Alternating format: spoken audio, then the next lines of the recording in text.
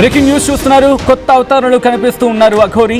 శివ విష్ణు బ్రహ్మ మా కాళిగా కొత్త అవతారం ఎత్తారు. ఇప్పుడు మధ్యప్రదేశ్లోని ఉజ్జయిన్లో పట్టాభిషేకం గురించి మాట్లాడుకుంటున్న సందర్భం తెలంగాణలో మళ్ళీ అడుగు పెట్టారు అఘోరి. ఇప్పుడు అడుగు పెట్టడం వెనకాల కారణం ఏంటి? మరి ముఖ్యంగా ఇప్పుడు మాట్లాడుకుంటున్న సందర్భంలో కిన్నర్ అఖాడా ప్రభరి మధ్యప్రదేశ్ ఇన్ఛార్జ్గా శివ విష్ణు బ్రహ్మ మా కాళిగా ఇంతటి చేంజ్ ఓవర్ ఏంటి? పేరు మారింది, ఆ తర్వాత వేషధారణ కూడా మారింది. ఈ మార్పు వెనకాల కారణం ఏంటి? అండ్ ప్రస్తుతం ఈ ఎక్స్పాన్షన్లు ఏమైనా ఉన్నారా? ఆశ్రమానికి సంబంధించి ఎక్స్పాన్షన్లు ఏమైనా ఉన్నారా? మా ప్రతినిధి మహేష్ ప్రస్తుతం అఘోరితో సిద్ధంగా ఉన్నారు. ఈ డీటెయిల్స్ అన్ని ఇన్ఫర్మేషన్ అన్ని తనతో మాట్లాడేందుకు నేరుగా నేను మహేష్ దగ్గరికి వెళ్తున్నాను. Mahesh, yes, over to you.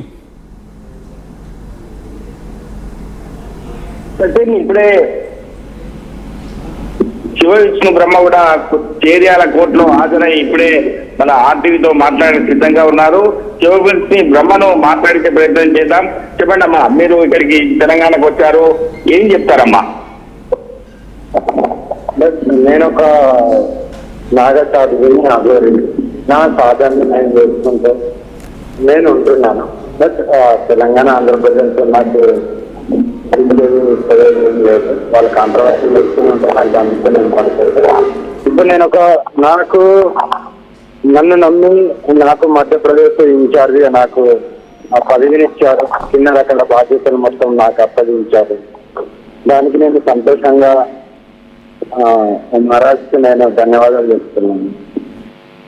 అంత మంచి పదవి ఇచ్చిన తర్వాత నేను కూడా ఇక అనుకున్నాను, దానివల్లనే నేను ఇప్పుడు ఉజ్జయిన్లో ఆశ్రమం కూడా కడుతున్నాను.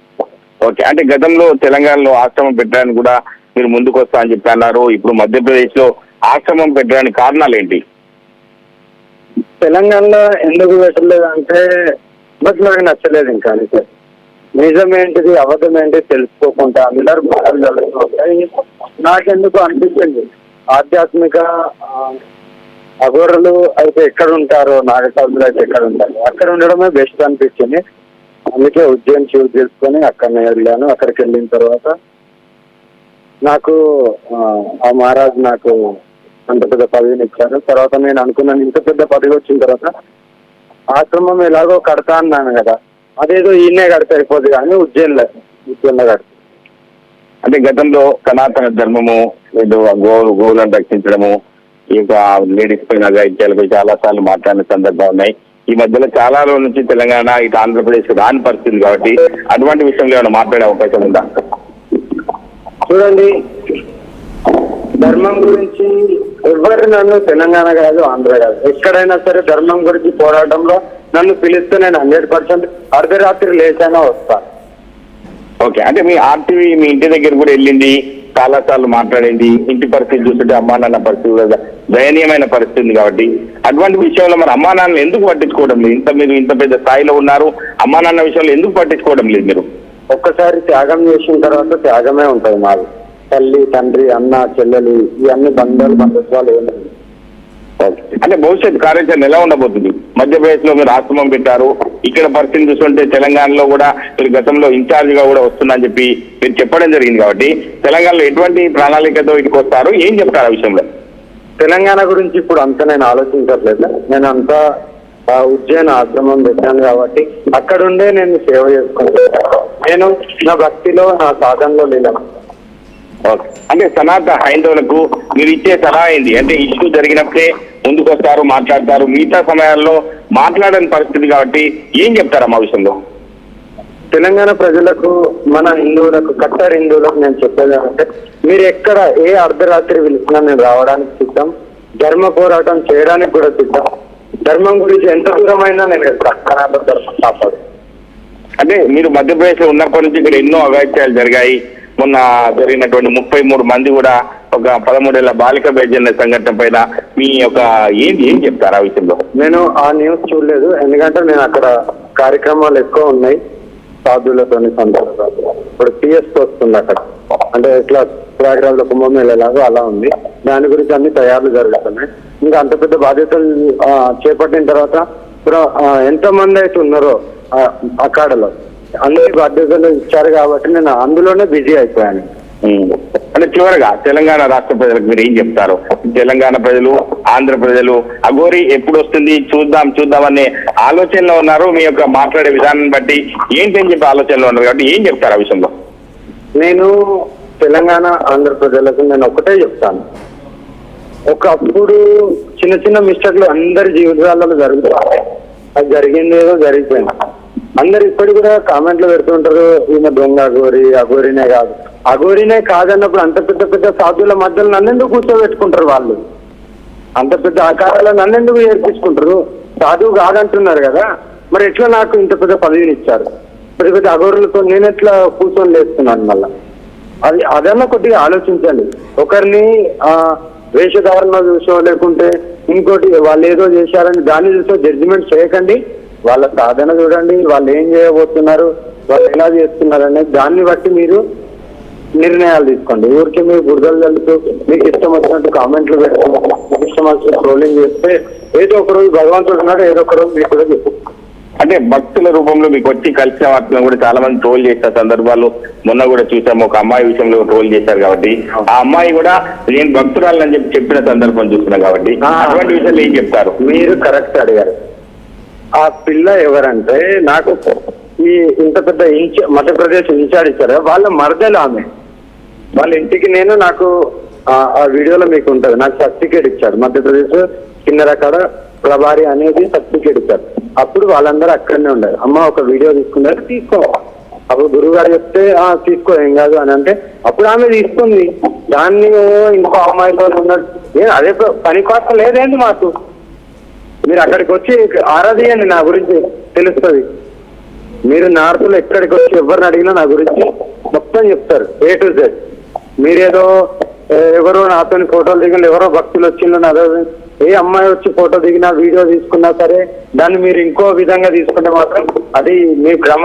అలాంటివి ఏముండయి, అది మీ ఊహకే వదిలేస్తున్నాం. ఓకే, అంటే రాజస్థాన్ లో జూని తపస్య అని చెప్పి 9 రోజుల పాటు మీరు ఉదయం 12 గంటల నుంచి 3 గంటల దాకా ఒక కార్యక్రమం చేసినారు కాబట్టి ఆ కార్యక్రమం ఉద్దేశం ఏంటి? ఆ కార్యక్రమం వల్ల ఉపయోగం ఏముంటుంది అనుకోవచ్చు? అది లోక కళ్యాణం గురించి చేశాము, శక్తిని పెంచుకోవడానికి, మా సాధనలో భగవంతునితో లీనం అవ్వడానికి చేశాం. మేము తపస్యలు చేస్తూ శ్మశానాలలో పడుకుంటూ 24 గంటలు శ్మశానంలోనే ఉంటూ అలా ఉండే వాళ్ళము. మాకు ఇక్కడికి వచ్చిన తర్వాతనే నెగిటివ్ గా చూస్తారు అంతే. ఓకే, అంటే ఆశ్రమం పెట్టడానికి చాలా డబ్బులు అవసరం ఉంటాయి కాబట్టి డబ్బులు ఎట్లా సేకరిస్తున్నారు? అంటే మీరు ఆశ్రమం పెడుతున్నట్టు తెలుస్తుంది కాబట్టి డబ్బులు ఎట్లా సేకరిస్తున్నారు? ఎవరు ఇస్తున్నారు మీకు? భక్తులు ఉన్నారు, భక్తులే వాళ్ళే కట్టిస్తున్నారు, భక్తుల త్రూనే అవుతుంది. ఓకే, చివరగా అంటే తెలుగు రాష్ట్రాల ప్రజలకు చివరగా ఏం చెప్తారు? బట్ తెలుగు రాష్ట్రాల ప్రజలకు ఇదే చెప్తున్నాను, ఎవరు ఏమనుకున్నా సరే నేను ఒక అఘోరిని, ఒక నాగసాధుని, ఇలాగే ఉండాలి, ఇలాగే ఉంటాను కూడా. బట్ ఎవరు ట్రోలింగ్ చేసినా ఏమనుకున్నా నాకు అంత పడదు. ఒకవేళ తెలంగాణలో నాకు ఎవరైనా నేను వచ్చినప్పుడల్లా నాకు వచ్చి కలుస్తా అంటే నేను ఆహ్వానిస్తాను, రండి కలవండి మాట్లాడండి, కానీ ట్రోలింగ్ మాత్రం చేయకండి అంతే. ముందు తెలుసుకోండి, తెలుసుకొని ఆ తర్వాత మీరు మీ ఇష్టం, ఇంకా మీరు ఏమని. ఒక్కసారి అఘోరితో మాట్లాడే ప్రయత్నం చేస్తున్నాను. అఘోరి, మీరు శివ విష్ణు బ్రహ్మ మాకాళిగా ఒకప్పుడు శ్రీనివాస్ నుంచి ఆ ట్రాన్స్ఫర్మేషన్ ఇప్పుడు మాకాళి అనే పేరు ఎవరు పెట్టారు? పెట్టడానికి కారణం ఏంటి? నా ఆధార్ కార్డులో ఏ పేరు అవుతుందో అదే పేరు నేను వాడుతున్నాను. అది ఓకే, అంటే అమ్మవారి పేరు పెట్టడానికి ఏమైనా ప్రత్యేకమైన కారణం ఉందా, లేకపోతే మీరు చూస్ చేసుకున్నారా? నేను కాళీ అమ్మ భక్తురాలిని. అవును, కాళీ అమ్మ అంటే ఇంకా నాకు సర్వం ఆమె, శివయ్య కాళీ అమ్మ అంతే. అందుకే నేను త్రిమూర్తుల పేరుతో పాటు అమ్మవారి పేరు కూడా ఉండాలని నేను ఆ పేరు పెట్టాను. అంటే సాధారణంగా మీరు అప్పుడు చెప్పేవాళ్ళు అమ్మవారు నాకు కనిపించేవారని చెప్పి, సో ఈ పేరు పెట్టే సందర్భంలో కూడా అటువంటి ఏమైనా జరిగిందా? లేదు, నేను దుడి తపస్సు చేసిన తర్వాత అప్పుడే నేను డిసైడ్ అయినా అమ్మవారి పేరు పెట్టాలని. అప్పటి నుండే మా ఖాళీగా నేను పెట్టాను. ఓకే, మీరు కిన్నెర అఖాడా ప్రభరి మధ్యప్రదేశ్ ఇన్ఛార్జ్గా వాళ్ళు చేయడానికి కారణం ఏంటి? ఎందుకంటే చాలామంది ఉంటుంటారు, కానీ మిమ్మల్నే ఎందుకు చూస్ చేసుకున్నారంటే మీ సమాధానం? నా సమాధానం, నేను ఎంత పోరాడానో ధర్మం గురించి ఏమేమి చేశానని వాళ్ళకి తెలుసు కాబట్టి, ఇంకా కూడా అలాంటి కార్యక్రమాలు ఎన్నో చేసేవి ఉన్నాయి కాబట్టి అది నాకు వాళ్ళకు అట్లా అనిపించి వాళ్ళు నాకు అంత పెద్ద పదవిని ఇచ్చారు. ఓకే, ఇప్పుడు మీరు తెలంగాణ రావడానికి ఏమైనా ప్రత్యేకమైన కారణం? ఎందుకంటే ఆషాఢ మాసం సాధారణంగా ఇక్కడ మనకి పండుగలు కొంత తక్కువ ఉన్నప్పటికీ కూడా కార్యక్రమాలు అవి ఉంటూ ఉంటాయి, బోనాలు అవి ఉంటూ ఉంటాయి. ఏమైనా ప్రత్యేకమైన కార్యక్రమం కోసం వచ్చారా, లేకపోతే కేసు కోసం మాత్రమే జరిగిందా? జస్ట్ నేను నెలకొకసారి వస్తూ వెళ్తూ ఉంటాను, బట్ అలాగే వచ్చాను. ఓకే, ఇప్పుడు ఆశ్రమం ఏమైనా ఎక్స్పాన్షన్ చేస్తున్నారా, లేకపోతే ఆ విస్తరణలో భాగంగా ఏమైనా వచ్చే అవకాశం ఉందా? మళ్ళీ ఇక్కడ విస్తరణ కార్యక్రమాలు ఉన్నాయా? అర్థం కాలే. మీరు ఆశ్రమం ఉంది కదా, కిన్నెర అఖాడ ప్రభరి మధ్యప్రదేశ్ ఇన్ఛార్జ్గా ఉన్నారు కాబట్టి ఇప్పుడు తెలుగు రాష్ట్రాల్లో కూడా విస్తరించే అవకాశం, అటువంటి ఆశ్రమం ఎక్స్పాన్షన్ గురించి తర్వాత ఆలోచిస్తాను. ప్రజెంట్ అయితే నేనైతే అక్కడనే ఉంటున్నాను, ఇంకా ఉజ్జయిన్లోనే ఉంటున్నాను. ఎలా ఉంది? ఎందుకంటే చాలా రోజులు మీరు చాలా ఒడిదుడుకులు ఎదుర్కొన్నారు, తర్వాత మళ్ళీ సాధారణ స్థితికి చేరుకున్నారు. అప్పుడు ఎలా ఉన్నారు, ఇప్పుడు ఎలా ఉన్నారు మీరు? అప్పుడు ఇలాగే ఉన్నాను, ఇప్పుడు ఇలాగే ఉన్నాను. మధ్య నేనేం చేంజ్ కాలేదు. అది చూసే జనాలకు అనిపిస్తాయి కదా, ఈమె చేంజ్ అయింది. నేనేం చేంజ్ కాలేదు, అదే పోరాటం చేస్తా, అలాగే ఉన్నా. కానీ బాధ్యతలు ఎక్కువ వచ్చేసినాయి. నేను అదే అడుగుతున్నా, ఎందుకంటే అప్పుడు కూడా మీరు సనాతన ధర్మాన్ని భుజాన్ని వేసుకుని ముందుకెళ్తున్నారని చెప్పుకొచ్చారు, వెళ్ళారు. అండ్ ఆ టైంలో చాలా అప్స్ అండ్ డౌన్స్ని మీరు ఫేస్ చేశారు. ఇప్పుడు కాస్త స్టెబిలైజ్ అయ్యారా? ఎంతటి మనిషికైనా కొంచెం ఒడిదుడుకులు ఉంటాయి కదా మానసికంగా. సో మీరు ఎలా స్టెబిలైజ్ అయ్యారనేది? అది నేను బయటకు వచ్చిన తర్వాత, ఉజ్జయిన్కి వెళ్ళిన తర్వాత నాకు మొత్తం టర్న్ అయిపోయింది. ఇంకా అంతే. ఏమైనా ప్రత్యేకమైన సాధన ఏమైనా చేశారు అక్కడ? ప్రత్యేకమైన సాధన ఏమైనా చేశారు అక్కడ? మొన్న 9 రోజుల తపస్సు జరిగింది, దుని తపస్సు అని. 5 పక్కలు మొత్తం 5 అగ్గిని చుట్టూ పెట్టుకొని సూర్యదేవుడు కూడా వస్తాడు, అట్లా తపస్సు. దాన్ని దుని తపస్సు అంటారు. అది చేసిన శ్మశానాలలో అయితే డైలీ నడుస్తూనే ఉంటుంది. ఓకే, మీరు ఒక మాట అన్నారు ఇందాక, 24 గంటలు శ్మశానంలో ఉంటాం, మాకు మిగతా ప్రపంచంతో సంబంధం లేదని చెప్పి. ఒక్కసారి సాధారణ ప్రజలకు అర్థమయ్యే భాషలో చెప్తారా? ఆ ప్రపంచం ఎలా ఉంటుంది, అండ్ సాధారణ మనిషికి ఉన్నప్పుడు ఈ ప్రపంచం ఎలా ఉంటుంది? ఒక్కసారి చెప్తాను. మనిషి జీవితం ఎక్కడైతే ఎండ్ అవుతుందో అఘోరీలు అక్కడి నుండి స్టార్ట్ చేస్తారు. ఇంతకంటే పెద్ద వాడు ఉండదు. ఇంకా మనిషి శూన్యమైపోతాడు, ఖాళీ మొత్తం బూడిద అయిపోతాడు. అక్కడి నుండి అఘోరి స్టార్ట్ చేస్తాడు జీవితాన్ని. అంటే అర్థం చేసుకోండి, నార్మల్ మనిషికి అఘోరికి రివర్స్ లో వెళ్తుంది. కానీ సాధారణంగా శ్మశానం అంటే భయపడిపోతారు కదా. భయం దేనికి? శ్మశానంలో సాక్షాత్తు మహాకాలు ఉంటాయి. ఎప్పుడైనా మీకు భయం అనిపించింది? అంటే దాని ఏంటంటే కార్యక్రమాలు అలవాటు చేసుకున్న సందర్భంలో కాదు చెప్పడం భయం అనిపించిందండి? నాకు ఎప్పుడు నేను భయపడేదాన్ని అసలే కాదు, నేను భయపెట్టేదాన్ని కాదు. నేను భయపెడతాను తప్ప నేను భయపడాను. ఇన్ని ఒడుగుడికలు తట్టుకుని ఎప్పుడన్నా భయం అనిపిస్తుందో? ఎప్పుడు లేదు, ఇప్పుడు కూడా లేదు. దేనికి భయపడాలి? భగవంతుని తప్ప మనుషులకు ఎవరికి భయపడాల్సిన అవసరమే లేదు. ఒకప్పుడు మీలో చాలా ఫియర్స్ అటాక్ అనిపించేది. అంటే ధర్మం వైపు వచ్చినప్పుడు గట్టిగా నిలబడతారా, గట్టి వాయిస్ ఉంటుంది. కానీ సాధారణ సందర్భంలో కోపం వస్తే కనుక అఘోరి తట్టుకోవడం కష్టం అనే ఒక బీభత్సమైన రూపం ఉండేది. కానీ ఇప్పుడు చాలా కామ్ అయిపోయారు. అది ఇప్పుడు కూడా ఉంది, ఏం తగ్గలేదు. ఇప్పుడు ఎవరైనా కోపం తెస్తుంటే మళ్ళీ అది ఇప్పుడే అట్లనే ఉంది. దాంట్లో ఏం మార్పులేదు, నేను ఏం మారలేదు. వాళ్ళకి అలా అనిపిస్తే వాళ్ళ భ్రమ. అంటే సినిమా భాషలో చెప్పాలంటే అఘోరి ఎక్కడ తగ్గేదే లేదన్నట్టున్నారు. అయితే నేనెందుకు తగ్గాలి? తప్పు చేస్తే కదా తగ్గాల్సింది. ప్రపంచానికి తెలుసు, భగవంతునికి తెలుసు ఎవరు ఏం చేశారు, ఎవరు ఎలా ఏంటనేది భగవంతుడు. నేను తప్పు చేస్తే భగవంతుడు ఈ రోజు నాకు ఈ స్థాయిలో నేను ఉండను, ఇలా కూడా ఉండను. కానీ ఎందుకు అంటే మీరు అన్నారు మీరు తప్పు చేయలేదన్నప్పుడు ఎందుకు ఇన్ని అపనిందలు నిందలు మీ మీద పడ్డప్పుడు ఒక్కసారి దాని గురించి?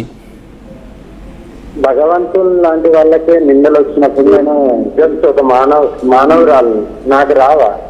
సాధ్యం అదంతా. అవన్నీ పట్టించుకుంటూ పోతే మనం భగవాన్ ఎంత సాధన చేస్తామో అందులో లీలం కాలేం. ఎప్పుడు ఇవే ఆలోచిస్తూ వాళ్ళు ఇలా అన్నారు, వీళ్ళు ఇలా ట్రోలింగ్ చేస్తున్నారు, వీళ్ళు ఇలా బురద చల్లుతున్నారు, వీళ్ళు ఇలా చేతులు పెడుతున్నారు, ఇలాంటివి ఉంటూనే ఉంటాయి. అవి ఎప్పుడు మైండ్లోకి వెళ్ళి ఎప్పుడైతే నువ్వు వెంటనే తీసేస్తావో నువ్వు ముందుకు వెళ్ళగలుగుతావు. ఇది నేను గట్టిగా చెప్తాను జనాలకు. ఈ మధ్య సోషల్ మీడియాలో ఎంత కష్టం వచ్చినా సరే హ్మ్. నీ మీద నీకు నమ్మకం ఉండాలి. హ్మ్. నువ్వు ఒకరోజు కంపల్సరీ ఎత్తుకు ఎదగాలి. ఓకే, ఈ మధ్య సోషల్ మీడియాలో చాలా గట్టిగా వినిపిస్తున్న పదం సనాతన ధర్మం మీద దుష్ట కార్యక్రమాలు జరుగుతూ ఉన్నాయి, దుర్మార్గపు క్రియలు జరుగుతూ ఉన్నాయని చెప్పి మీ దృష్టిలోకి వచ్చినవి ఏమైనా ఉన్నాయా? అండ్ దీని మీద మీరు ముందుకెళ్ళబోతూ ఉన్నారా? ఏం జరుగుతుంది? ఎందుకంటే మీరు గతంలో అన్నారు సనాతన ధర్మానికి నేను వెనుదనుగా ఉంటానని చెప్పి. అప్పుడు కాదు, ఇప్పుడు కూడా అంటున్నాను. ఒకవేళ అలాంటిది ఏమన్నా ఉంటే నా దాకా వస్తాయి. ఎందుకంటే నాకు ఫస్ట్ లో ఉన్నంత అంత సమయం ఇప్పుడు లేదు నా దగ్గరికి. డైలీ ఆశ్రమం దాకా 500 మంది 600 మంది జనాలు వస్తుంటూ పోతుంటారు. మళ్ళీ అకాడ బాధ్యతలు చూసుకోవాలి. నేను వీటిలోనే నేను ఉన్నాను సార్. ఒకవేళ తెలంగాణ నుండి అలాంటిది ఏమైనా జరిగితే నాకు ఎవరైనా అప్రోచ్ అయితే నేను 100% రావడానికి నేను ముందున్నాను. ఎంత దూరమైనా వెళ్తాను. అద్భుతం, అద్భుతం. అంటే సనాతన ధర్మం గురించి ప్రాణం ఇవ్వడానికైనా ప్రాణం తీయడానికైనా ఉన్నాను నేను. మీరు ఎప్పుడైనా అప్రోచ్ కావచ్చు. తెలంగాణ ప్రజలకు చెప్తున్నాను, ఒకవేళ సనాతన ధర్మం మీద కానీ ఎవరైనా గుళ్ళ మీద దోపిడీ ఏమన్నా అపవిత్రం చేస్తే మీరు నాకు అప్రోచ్ కావచ్చు. మీ ముందు నేనుంటాను. ఎంత కష్టం వచ్చినా నేను ఒక్కదాన్ని అనుభవిస్తాను నిలబడి. కానీ ఎలా? ఎందుకంటే అఘోరీని కాంటాక్ట్ చేయడానికి మనం అంటే మీడియాగా మాకి చాలా కష్టం అవుతుంది మిమ్మల్ని కాంటాక్ట్ చేయడానికి. సాధారణ ప్రజలు ఎలా కాంటాక్ట్ చేయొచ్చు? ఉజ్జయిన్ ఆశ్రమంకు రావాలి ఎవరైనా సరే. అక్కడ చిన్నపిల్లల నుండి ఎవరిని అడిగినా చెప్తారో ఇట్లా దిగంబర అమ్మ కాళీమాతని కలవాలంటే ఎవరికైనా తీసుకొని వస్తారు ఆశ్రమం కాడికి. ఒక్కసారి మీ కార్యాచరణ ఎలా ఉంటుందో చెప్తారా ఉదయం లేచిన దగ్గర నుంచి? ఎందుకంటే మా ఖాళీగా మీరు మారిన తర్వాత ఒకసారి లేస్తాను. ఉదయం 4 అసలు నేను 4 గంటలకు పడుకుంటాను. 6కి 7కి లేచి 2 hours 3 hours పడుకొని మళ్ళీ స్నానం గీనం చేసి అలంకరణ చేసుకొని 8 గంటలకు నేను ఉజ్జయిన్ మహాకాల్ గుడి లోపలికి వెళ్తాను. 9ంటికి బయటకు వస్తాను. 1 hour అందులోనే కూర్చొని ఉంటాను మంచిగా. ఆయనను చూస్తూ మంచిగా భజనలో మంచిగా గుళ్ళ ఆ జ్యోతిర్లింగంలో 1 గంట సేపు కూర్చొని మళ్ళీ ఆశ్రమం కాడికి వస్తాను. భక్తులు వస్తుంటారు, ఇక వాళ్ళ పూజలు అవి చూసుకుంటూ ఉంటాను. పెద్ద పెద్ద సాధువులు వస్తుంటారు, పిలుస్తుంటారు. వేరే అఖాడ వాళ్ళు కూడా పిలుస్తుంటారు. వాళ్ళ దగ్గరికి వెళ్ళడం కలవడం. మరి భిక్షాది ఎలా? భిక్ష నేనే వండుకుంటున్నాను. మీరే వండుకుంటున్నారు? నేనే వండుకుంటా. ఉల్లిగడ్డ అల్లం వెల్లిపాయ ఇలాంటి అన్ని బంద్ అయిపోయినాయి. ఓకే, మీరు ఇందాక మాట అన్నారు చాలా మార్పు నాలో వచ్చిందని చెప్పి. సో ఈ 2 నెలల పరిణామాల్లో చాలా చేంజ్ ఓవర్ కనిపిస్తుంది, చాలా ప్రశాంతం అవుతూ ఉన్నారు. ఎవరి ఇంపాక్ట్ అయినా ఉందా లేకపోతే మిమ్మల్ని మీరు కామ్ డౌన్ చేస్తున్నారు? ప్రశాంతం కాదు, నేను అదే స్ట్రాంగ్ గా నేను అలాగే ఉంటాను. ఎందుకంటే బాధ్యతలు వచ్చిన తర్వాత బాధ్యతలు ఇప్పుడు ఒకటి అంటారు కదా. ఇప్పుడు నేను మధ్యప్రదేశ్ కి ఇన్ఛార్జ్ ఉన్నప్పుడు ఆ లెవెల్ వేరు. ఆ లెవెల్లో థింకింగ్ చేయాలి. మళ్ళీ లో లెవెల్కి వెళ్ళి థింకింగ్ చేయద్దు. మనం ఎక్కడ పోరాడాలి, ఎక్కడ పోరాడకూడదు, ఎక్కడ మనము స్ట్రాంగ్ గా మాట్లాడాలి, ఎక్కడ మాట్లాడకూడదు అనేది అన్ని నేను బాగా తెలుసుకున్నాను. ఎందుకంటే ఆ పదవిది గరిమ అలా ఉంది. ఓకే, మర్యాద అలా ఉంటది ఆ పదవికి. మీలో ఒక చేంజ్ ఓవర్ అయితే మాత్రం అందరూ స్పష్టంగా కనిపిస్తుంది. ఒకప్పుడు దిగంబరంగా కనిపించిన అఘోరి ఈరోజు నిండైన వస్త్రధారణతో కనిపిస్తూ ఉన్నారు. ఆ వస్త్రధారణలో కూడా కాస్త వైవిధ్యం ఉంది, ఏదో పులి చర్మంలా కనిపిస్తుంది. ఐ డోంట్ నో, ఒక్కసారి దాని గురించి. ఒకప్పుడు ఇదే జనాలు అన్నారు ఆమె ఒక మహిళ కదా బట్ట కట్టుకోవచ్చు. కట్టుకున్న తర్వాత కూడా అంటారు ఆమె దిగంబరం ఉంటారు, మళ్ళా బట్ట ఎందుకు కట్టుకున్నారు. జనాలు 2 రకాలు ఉంటారు. అందుకే జనాలకు వదిలేయాలి. నేను కూడా అనుకున్నా కదా ఇప్పుడు ఇంత పెద్ద పదవి వచ్చిన తర్వాత మనం కూడా సరే క్లాత్ కట్టుకోవడం లేముంది. శ్మశానంకి వెళ్ళిన తర్వాత మనం ఎలా ఉన్నా సరే బయటకు వచ్చిన తర్వాత చిన్న క్లాత్ కట్టుకున్నాం. మర్యాద సరే వాళ్ళు మర్యాద ఇమ్మన్నారుగా, మనం మర్యాద ఇద్దాం, మనకు కూడా మర్యాద ఇవ్వండి. మీరు మెడలో వేసుకున్న ఆభరణాల గురించి ఒకసారి చెప్తారా? ఎందుకంటే చిన్న చిన్నవి కనిపిస్తూ ఉన్నాయి. ఇది మీరు ఓంకారేశ్వర్ జ్యోతిర్లింగం ఉంటది కదా, ఇది అదే నర్మదేశ్వర్ అంటారు. నర్మదేశ్వర శివలింగం అంటారు. ఓకే, ఇది మొత్తం స్టోన్ తో అని చెప్పించాను నేను. చిన్న చిన్న కప్పలాలు కనిపిస్తూ ఉన్నాయి. అంటే బేసికల్ గా ఇలా చూసినప్పుడు ఏమనిపిస్తుంది అంటే ఎక్కడో ప్లాస్టిక్ బొమ్మలు తీసుకుని చేసేసుకుంటారేమో అని చెప్పి అనుమానం పడుతూ ఉంటారు. నేను మిమ్మల్ని ప్రత్యేకంగా ఎందుకు అడుగుతున్నానంటే మీకు అవసరం లేదు అవన్నీ కూడా, బట్ వాటి ప్రత్యేకత తెలుసుకుందాం అని. నా దగ్గర ఒరిజినల్ ఉంటాయి ఏముంటాయో, ఇప్పుడు బండి ఓపెన్ చేస్తే మళ్ళీ డిక్కీ ఓపెన్ చేస్తే అన్ని కనబడుతుంది. అవునవును, ఎప్పుడు ఉండేటి అవును, పూజ కపాలాలు ఒరిజినల్ ఎప్పుడు ఉండేటి. ఆ చిన్న చిన్న కపాలాలు మెల్ల వేస్తున్నారు కదా, దాని వెనకాల కారణం ఏంటి? ఇది ఉజ్జయిన్లో ప్రతి ఒక్క అఘోరి వేసుకుంటారు. నాకు ఒక అఘోరి బాబాయ్ ఉన్నాడు, ఆయన నాకు ఇచ్చిండు అన్నట్టు, బిడ్డ నువ్వు ఇది వేసుకో, ఇది నీ దగ్గర ఉందని అంటే సరే అని ఆయన నాకు స్వయంగా వేసింది. అప్పటి నుండి అలాగే ఉంది. ఇంకా అద్భుతం. ఆ రుద్రాక్ష అలాగే కంటిన్యూ అవుతూ ఉన్నారు. బట్ మీరు గతంలో ఒక కార్ మీద తిరిగేవాళ్ళు, కారుకి సంబంధించిన నెంబర్ ప్లేట్ కూడా ఉండింది కాదు, ఏదో అదంతా జరిగింది. అది పక్కన పెడితే ప్రస్తుతం మీ రథం ఏంటి, మీ వాహనం ఏంటి? ఇప్పుడు నేను హోండా సిటీ వాడుతున్నాను. Same stickering, same number plate ఉండదు ఏమో. Same vehicle? సేమ్ వెహికల్ మీకు చూపిస్తాను, ఇప్పుడు చూడండి. ఒక్కసారి చూపించే ప్రయత్నం చేయండి మహేష్, కుదిరితే కనుక. ఓకే, ఇప్పుడు అఘోరి వాడుకున్నటువంటి ఉదయం లేవగానే ఇదే కారణం కూడా ప్రయాణం చేయడం జరుగుతుంది. అంటే పొద్దున్న లేవగానే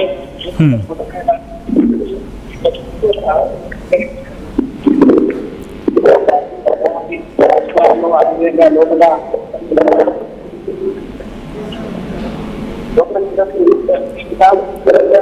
మహేష్ ఒక చిన్న డౌట్ అప్పుడు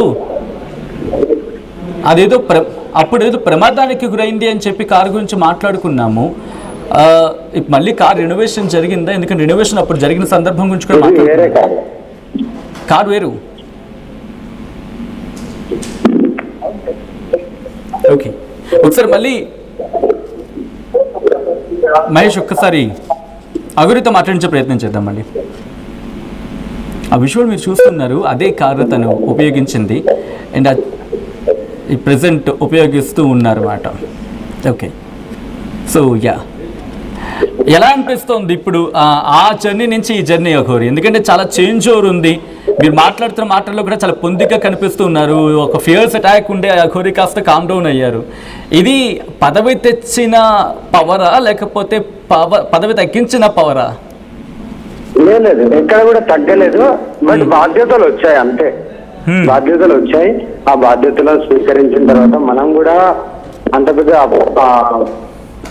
సాధువులతో పెద్ద పెద్ద సాధువుల దగ్గరికి వస్తున్నాం, వాళ్ళు కూడా వెళ్తున్నారు కాబట్టి ఆ పదవి వాల్యూ ఏంటిది, ఆ పదవి అందరికీ దొరకదు. అలాంటి ఇంత చిన్న వయసులో అంత పెద్ద పదవి వచ్చిందంటే అది గాడ్ ఈజ్ గిఫ్ట్. అది అందరిది ఆశీర్వాదం ఉన్నది కాబట్టి ఆ గొర్రెలది మనకి ఇచ్చారు. లాస్ట్ టైం మీరు ఒక మాట అన్నారు, అమ్మాయిల మీద అఘాయిత్యం జరిగితే కనుక నాయకుల కన్నా ముందే నేను ఉంటానని చెప్పి. ఇప్పుడు మళ్ళీ ఆ మాట మీదకి వెళ్ళబోతూ ఉన్నారా? కంపల్సరీ అలాంటిది ఏమైనా ఉంటే ఎప్పుడూ నేను ఉంటాను. బట్ అది నిజమైంది అయితేనే, ఎక్కడైతే ఆ నిజమైన తప్పు చేసిన వాళ్ళైతే వాళ్ళని దండించడానికి కూడా నేను సిద్ధంగా ఉన్నాను. అంటే ఇట్లా అంటే కొంచెం నాకు ఎలాబొరేట్గా చెప్తారా? అంటే ఎలా వెళ్తారు, ఎలా వాళ్ళని అప్రోచ్ అవుతారు, ఎలా న్యాయం చేస్తారు? నన్ను అప్రోచ్ అయితేనే నేను వాళ్ళకి ఏదైనా సాయం చేయగలుగుతాను తప్ప, అక్కడ నిలబడతాను తప్ప, నేను స్వయంగా రావాలంటే కష్టం ఇప్పుడు. ఎందుకంటే నేను ఉజ్జయిన్లో ఉంటున్నాను, ఉజ్జయిన్ అన్ని చూసుకోవాలి కాబట్టి నేను అక్కడనే బిజీ అయిపోయాను. లాస్ట్ టైం మీరు అన్నారు తెలుగు రాష్ట్రాల్లో దేవాలయాన్ని సందర్శిస్తాను, నా శక్తి వంచన లేకుండా ప్రతి దేవాలయాన్ని నేను సందర్శిస్తాను, ఇక్కడ అభివృద్ధి కార్యక్రమాలకు కూడా నేను తోడ్పాటు పడతానని చెప్పి. సో ఇప్పుడు మళ్ళీ ఇక్కడ ఆ పంథా ఏమైనా ఉంటే, ఎందుకంటే ఆల్రెడీ ఇప్పుడు మీరు అక్కడ మధ్యప్రదేశ్ ఇన్ఛార్జ్ కాబట్టి కిన్నెర అఖాడాకి సంబంధించి, సో ఇక్కడ దేవాలయాల అభివృద్ధికి ఏం చేయబోతుంది అఘోరి? అది సిఎస్ ఇప్పుడు మేలో ఉంటుంది ఉజ్జయిన్ 2028లో. అది అయిపోయిన తర్వాత ఆశ్రమం గురించి ఒకసారి, దేవాలయాల గురించి కూడా ఒకసారి అన్ని చూద్దామని అప్పుడు ఆలోచన ఉంది. ఆ change over, life change over ఎలా ఉంది? ఎందుకంటే ఒకప్పుడు దిగంబరంగా ఉండి రోడ్డు మీదకి వెళ్తే అఘోరి అనే కన్నా నానా మాటలు మీరు పడ్డారు, I'm sorry to say. But ఇప్పుడు ఎలా ఉంది? ఇప్పుడు ఎటువంటి గౌరవం ఉంది? గౌరవం దక్కుతోందా లేకపోతే మారుతూ ఉన్నారా?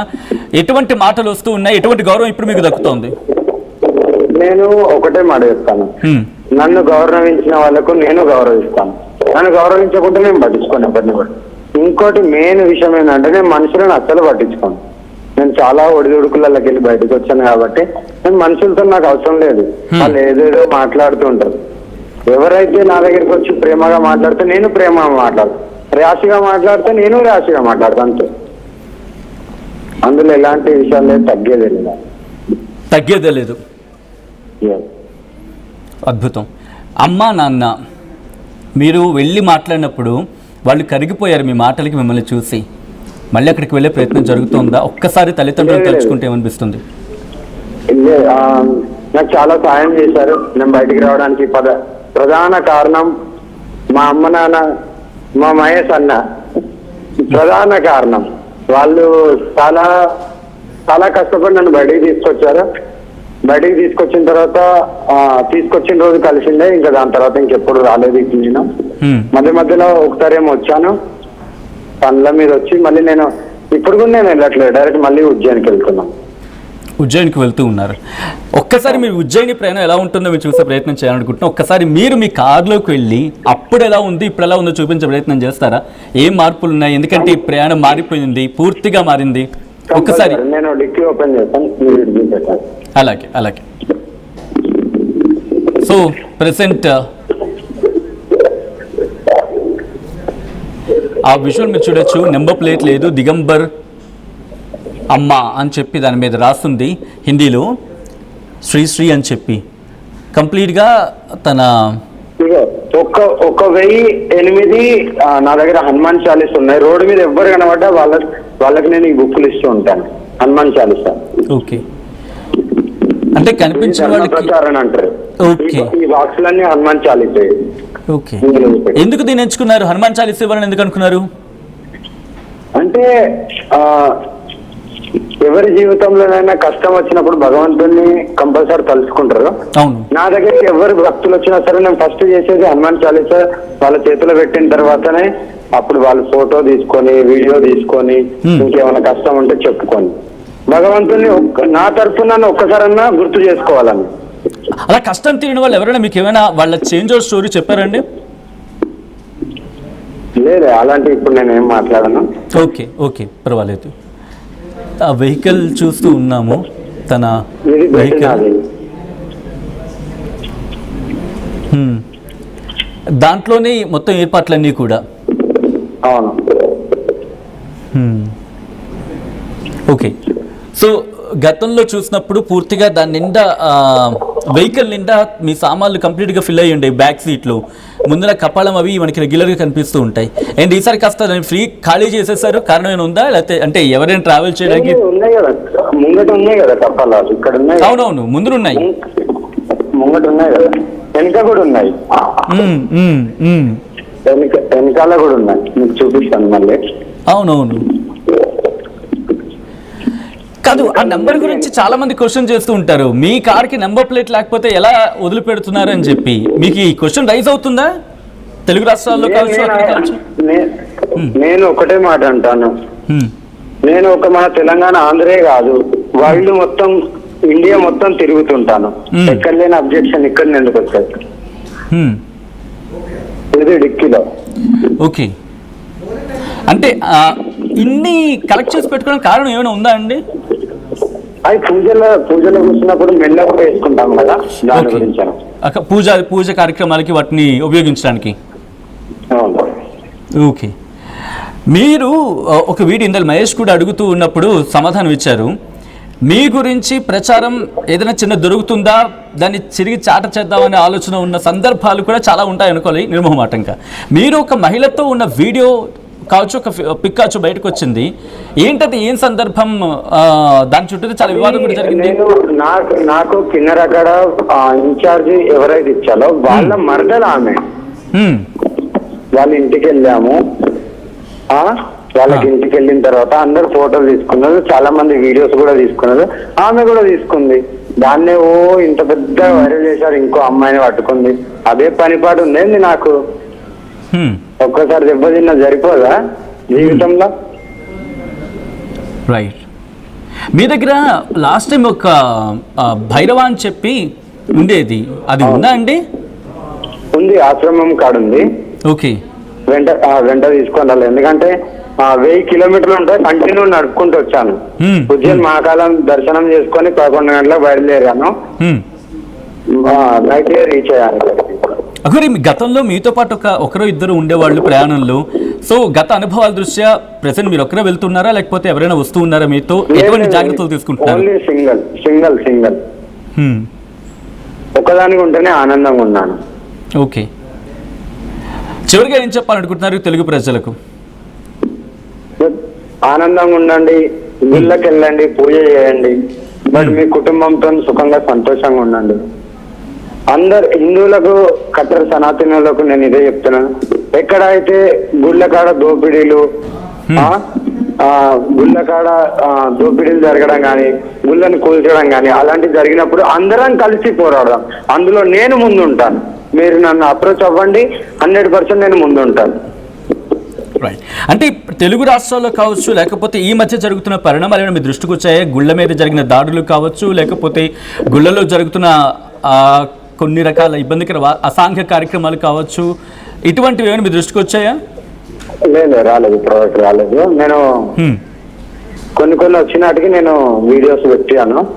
చాలా మంది సాధువులలో ఉంటున్నాం కాబట్టి అందరు కలిసి నిర్ణయాలు తీసుకుంటారు ఇక్కడ. Okay, right. Thank you so much Aghori. ఆర్టీవీతో జాయిన్ అయ్యి ప్రస్తుతం మీరు ఎక్కడ ఉన్నారు, మీ ప్రయాణం ఏంటి, ఇదంతా చెప్పే ప్రయత్నం చేసినందుకు. మహేష్, టోటల్గా అఘోరికి సంబంధించి జర్నీ ఎన్ని రోజులు ఉండబోతున్నారు? తనైతే మాత్రం ఈరోజు వెళ్ళిపోతున్నా అంటూ ఉన్నారు, బట్ ఎన్ని రోజులు ఉండే అవకాశం ఉంది? తనేమంటూ ఉన్నారు ఆఫ్ ది రికార్డ్గా? ఇప్పటికీ అఘోరి ఈరోజు ఏరియాల